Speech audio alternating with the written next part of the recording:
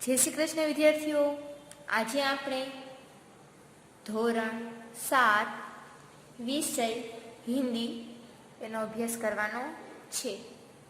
એમાં chapter number 6 માલવજી ફોજદાર એનો અભ્યાસ કરવાનો છે. એમાં પેજ નંબર 39 ઉપર આપેલું છે. ત્યાં ક્વેશ્ચન નંબર 4 એ જોઈએ આપણે શું કીધું છે. ક્વેશ્ચન નંબર 4 उदाहरण आधारित नीचे दिए गए शब्दों को उचित क्रम में रखकर अर्थपूर्ण वाक्य बनाए. ने આપણે તો કે એને ક્રમમાં ગોઠવી અને વાક્ય બનાવવાનું છે. હવે આપણે નીચે કેટલાક શબ્દ આપ્યા છે, એ શબ્દ ઉપરથી આપણે વાક્ય બનાવવાનું છે. આપણે જોઈએ ઉદાહરણ શું છે.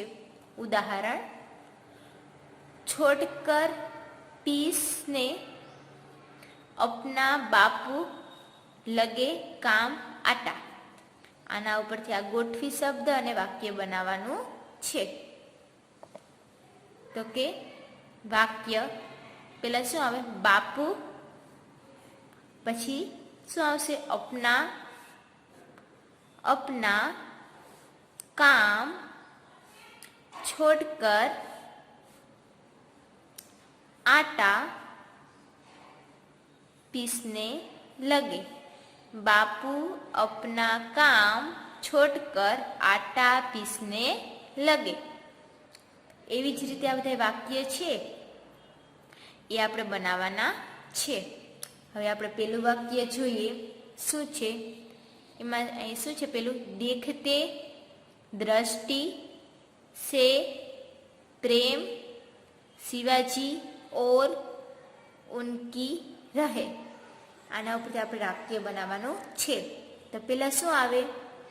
કે શિવાજી उसकी और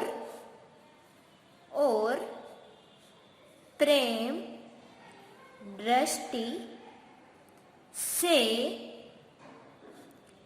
देखते रहे. શું વાક્ય બન્યું? शिवाजी उसकी ओर प्रेम दृष्टि से देखने रहे. હવે આપણે બીજું વાક્ય જોઈએ શું કીધું છે. बात सत्य है जो उसे अवश्य बता मैं दूंगा. આના ઉપરથી વાક્ય બનાવવાનું છે. પેલા શું આવશે? જો, પછી શું આવશે? જો પછી બાત, પછી સત્ય હે, પછી અલ્પવિરામ, પછી શું આવશે? ઉસે, એના પછી મેં અવશ્ય બતા दूंगा. શું બન્યું? જો બાત સત્ય હે ઉસે મેં અવશ્ય બતા दूंगा. છેલ્લે શું આવશે? दूंगा. એના પછીનું જોઈએ આપણે શું કીધું છે. ત્રીજું વાક્ય, क्या तुम्हारे फिर मन में बात थी. શું? क्या तुम्हारे फिर मन में बात थी. હવે એના પર વાક્ય બનાવવાનું છે. શું બનશે? પહેલા फिर, પછી तुम्हारे, પછી શું આવશે? मन में, પછી શું આવશે? क्या बात थी. શું આવ્યું? फिर तुम्हारे मन में क्या बात थी. વાક્ય બની ગયું. એના પછીનું વાક્ય છે એ આપણે જોઈએ શું છે. વાક્ય નંબર 4, प्राण न्योछावर अपने देश की लिए रक्षा के उन्होंने कर दिए। હવે આના ઉપર આપણે વાક્ય બનાવવાનું છે। શું આવશે પેલા? તો કે ઉન્હોને, પછી देश की, શું આવશે? रक्षा के लिए अपने प्राण न्योछावर कर दिए। શું વાક્ય બન્યું? उन्होंने देश के लिए, उन्होंने देश की रक्षा के लिए अपने प्राण न्योछावर कर दिए। હવે એના પછી છે એ આપણે જોઈએ। આવી રીતે તમારે વાક્ય બનાવીએ આ અને નોટબુકમાં લખવાના છે। હવે આપણે ક્વેશ્ચન નંબર 5 છે એ આપણે જોઈએ। શું કીધું છે? निम्नलिखित वाक्य में से विशेषण छांटकर उनके भेद लिखिए। આપણે આમાં જોઈએ શું કીધું છે। પેલું વાક્ય શું છે એ જોઈએ। તો કે પેલું, परिश्रमी छात्र कभी असफल नहीं होते। શું કીધું? પરિશ્રમી છાત્ર એટલે વિદ્યાર્થી કભી અસફળ નહીં હોતે।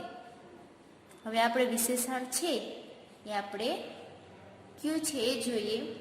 શું છે આમાં? તો કે પરિશ્રમી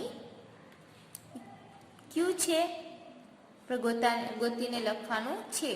ગુણવાચક વિશેષણ આ ક્યુ છે તમારે લખવાનું।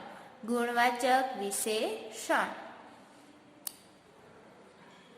क्यों गुण है? तो के परिश्रमी। एना पछी जोईए, अब्दुल 20 किलो आटा लाई। अब्दुल 20 किलो आटा लाई। विशेषण क्यों है? 20 किलो।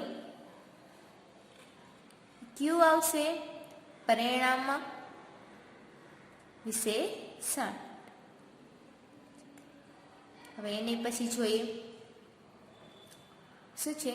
રામ ને 5 મીટર કપડા ખરીદા। શું છે?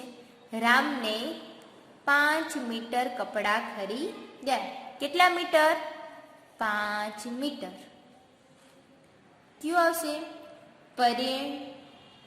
ક્યુ વિશેષણ છે તે તમારે લખવાનું છે। परिमाणवाचक विशेषण તમારે લખવાનું છે। એના પછી જોઈએ શું છે? 25 छात्रों ने सही उत्तर दिए। કેટલા છાત્રોને? તો કે 25। એ ક્યુ આવશે? 25 છે એ સંખ્યા છે એટલે સંખ્યાવાચક વિશેષણ। એના પછી સહી ઈ શું છે? ગુણ છે। ગુણવાચક વિશેષણ આ ક્યુ છે? સંખ્યાવાચક, આ ગુણવાચક। એના પછી જોઈએ શું છે? दीपावली पर हमने बहुत मिठाई खरीदी। क्यारे खरीदी? कि दीपावली पर हमने बहुत मिठाई खरीदी। तो एमां आपणे शुं आवशे? विशेषण बहुत। केवुं छे? तमारे लखवानुं छे परिमाणवाचक विशेषण तमारे लखवानुं छे। एना पछीनुं जोईए आपणे छठुं, रेशमा के पास 3 किताबें है। हूँ पूछूं कि रेशमानी पासे केटली किताब छे? तो के 3। केवुं आवशे? अहीं शुं लखवानुं? संख्यावाचक विशेषण। क्यों आवशे? संख्यावाचक विशेषण। एना पछी जोईए, कुछ लड़के बगीचे में खेल रहे हैं। कुछ कीधुं कि आपणे संख्या दर्शावी नथी। हवे एमां जोईए आपणे एमां અહીં શું છે? कुछ એટલે આપણે પરફેક્ટ માપ બતાવ્યા નથી। અનિશ્ચિત સંખ્યાવાચક વિશેષણ. કુછ કીધું કેવું છે? અનિશ્ચિત. નિશ્ચિત નથી. અહીંયા આપણે કીધું હતું 3, એ કેવું છે? નિશ્ચિત, એટલે સંખ્યાવાચક થઈ ગયું. એના પછી જોઈએ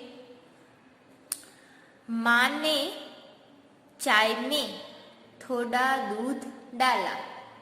શું આવશે? માને ચાય में થોડા દૂધ ડાલા. તો શું આવશે અહીં? થોડા. શું આવશે? થોડા. એ કેવું છે? પરિમાણવાચક વિશેષણ. એના પછીનું છે એ જોઈ લઈએ. વે લટકે શોર મચા રહે હે. શું કીધું? વે લટકે શોર મચા રહે હે. આમાં વિશેષણ શું આવશે? વે. શું આવશે? વે. એટલે કેવું થયું? ઘણા બધા છે એટલે સર્વનામિક વિશેષણ. એના પછીનું આપણે જોઈએ શું છે? આપ किस आदमी की बात कर रहे हैं? आप किस आदमी की बात कर रहे हैं? શું આવ્યું? કિસ. કિસ એટલે કે શું થાય?